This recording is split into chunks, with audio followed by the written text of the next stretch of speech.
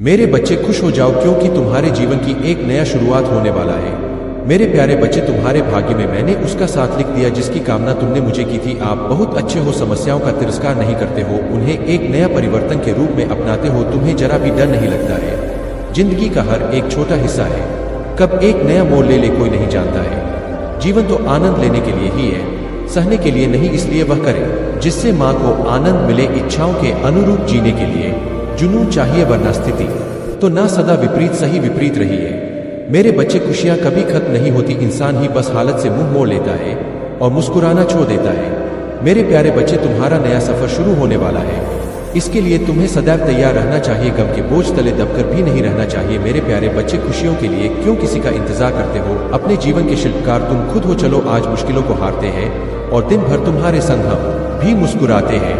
मेरे प्यारे बच्चे, एक गलती आपका अनुभव बढ़ा देती है और अनुभव आपकी गलतियां कम कर देती है। जिन्हें खुश रहना है वह पैसों या हालत की परवाह नहीं करते हैं, वह खुद को खुश रखते हैं और रिश्तों को भी खुश खुश रखते हैं। हाँ, जिसके पास धन की मात्रा कम है वह भी खुश रह सकते हैं, परंतु इन अमीरों की तरह नहीं। गरीबी में मुस्कुराना एक अलग ही आनंद देता है। कभी हम खुद पर तो कभी ऊपर वाले पर मुस्कुरा देते हैं। अपने कर्म पर भरोसा करते हैं और थोड़े धान में ही संतुष्ट रहते हैं और खुश रहते हैं। जिसके पास जिम्मेदारी बहुत होती है वह भी खुश रहते हैं, खुशियां मनाते हैं, परंतु अपने अंदाज में, यूं कि उनके पास रिश्तों की, परिवार की जिम्मेदारी बहुत होती है। ऐसे लोग पारिवारिक चक्की में भी पीस कर रह जाते हैं और जब खुश रहने की बारी आती है तब शरीर और मन थक जाता है।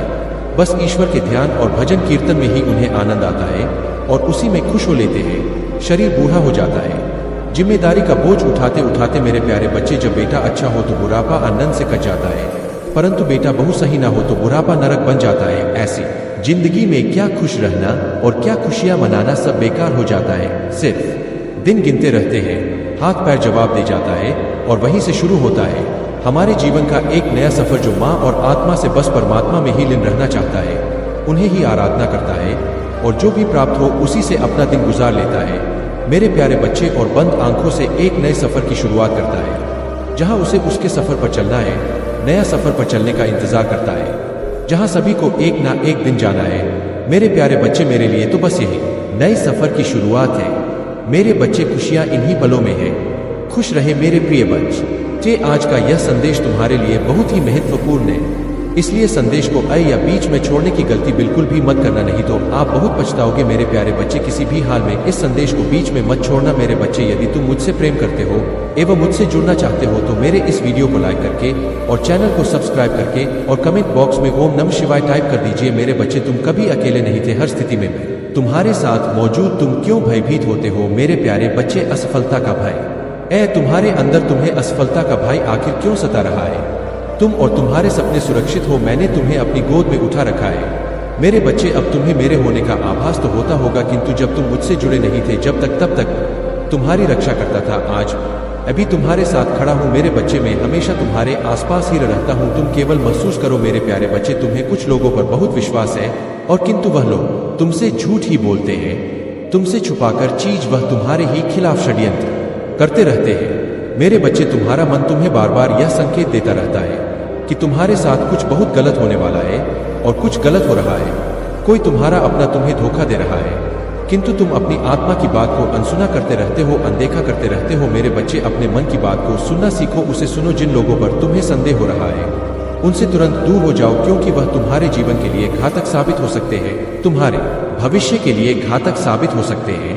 अपनी बातें, अपनी भावनाएं किसी को समझने का प्रयास मत करो, ना ही बताने का प्रयास करो। तुम्हें जो कहना है मुझसे कहो, मैं सुनूंगा, मैं सब कुछ तुम्हारी बातें सुनता हूँ। मेरे प्यारे बच्चे, जल्द ही तुम्हें मेरा बहुत बड़ा चमत्कार दिखाई देगा, मेरा बहुत बड़ा उपहार मिलेगा और वह यही उपहार होगा, इसके पानी की उम्मीद। जिसके पानी की आज तुम छोड़ चुके थे, उसे अपने जीवन में प्रकार तुम अत्यंत हर्ष का अनुभव करोगे मेरे बच्चे, किंतु इसके लिए तुम्हें स्वयं को परिवर्तित करना होगा। मेरे बच्चे, जो हो गया उसे भूल जाओ, उसे याद करके अपने आप को दुख देना बंद करो, इससे तुम्हें केवल दुख ही प्राप्त होगा। तुम्हें बीते कल की बातें अभी भी बहुत तकलीफ देती है, तुम उसे याद करते रहते हो और परेशान होते रहते हो। कॉस्ट हो खुद के समय को कि यह मेरे साथ ही क्यों हुआ, मेरी ही कोई गलती नहीं होगी। मेरे बच्चे, जो हुआ उसे भूलकर आगे बढ़ना सीखो, जो होने वाला है उसे पर ध्यान दो मेरे बच्चे, तुम्हारे जीवन में बेहिसाब खुशियां आएंगी जिसका तुम इंतजार कर रहे हो, और उनका विचार करके खुश रहना सीखो मेरे बच्चे। पिछले कई वर्षों से तुमने बहुत कुछ सीखा है, दुनिया से, समाज से, किताबों से, अपने अनुभव से। उसे अब बांटने का समय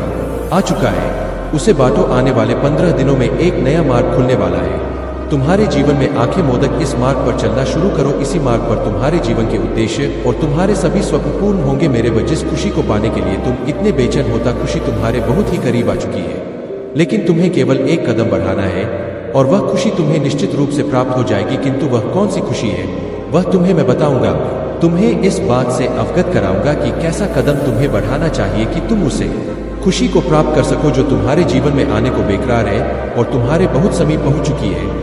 मेरे बच्चे, यह सत्य है कि संसार में हर मानव बहुत कुछ पाना चाहता है और वह बहुत कुछ का भी लेते हैं।